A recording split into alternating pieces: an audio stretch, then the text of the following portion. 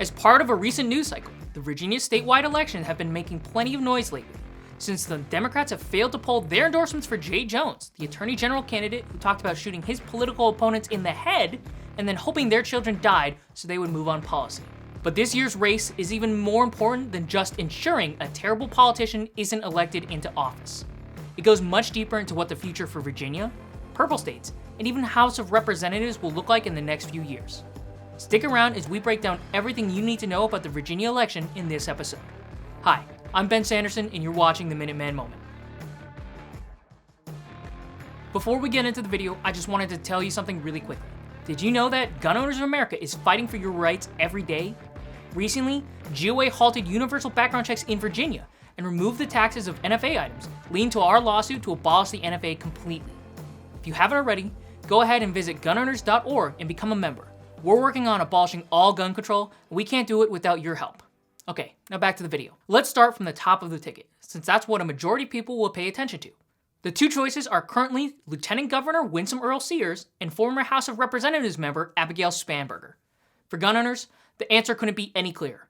Winsome Earle-Sears is the most pro-gun candidate in the entire election. Not only is she politically pro-gun, earning 100% on GOA's candidate survey and promising to veto any law that violates the Second Amendment, but as a gun owner herself, she shares our no-compromise belief. The Lieutenant Governor has shared she always has her AR-15 close by, whether on the campaign trail or at home. Sears understands that the Second Amendment is more than just owning a shotgun for hunting birds or a .22 LR for plinking cans. The Second Amendment is for defending our country from tyranny and keeping our families safe. I've actually had the pleasure of meeting Lieutenant Governor Sears in person and can tell you she's the real deal. The type of no-compromise candidate that GOA members have helped make popular around the nation, thanks to your calls, emails, and other activism. Not only did she say she would never support red flag laws or other attempts to disarm Virginians, she also opposes gun-free zones. Now compare all of these amazing things I've just told you about Winsome Earle-Sears to the Democrat candidate, Abigail Spanberger. Abigail Spanberger is the worst of the worst. While she was a member of Congress, she had a 4% on our scorecard. For those of you wanting the letter grade conversion, that's like an F-. She can thank her votes on the Corner-Murphy Compromise, co-sponsoring and voting for the assault weapons ban of 2022, and voting to create a national program to lock up all guns for her reason for failing GOA's no-compromise test. Abigail Spanberger has called for assault weapons bans, magazine bans, and even punishments for keeping your self-defense gun loaded in your own house. She wants to tout her experience as a USPS inspector and CIA officer as to how she's pro-gun. She even said she's carried a gun every day for her job. No. We're not gonna fall for a single one of your tricks. Even Tim Walz at least held a shotgun when he was pretending to be pro-gun. Abigail Spanberger believes in her need to carry a gun for self-protection, just not yours. Now, none of this is surprising since she was a member of Moms Demand Action, the same group of gun control lunatics that were perfectly fine with Jay Jones' comment about shooting his political opponents in the head.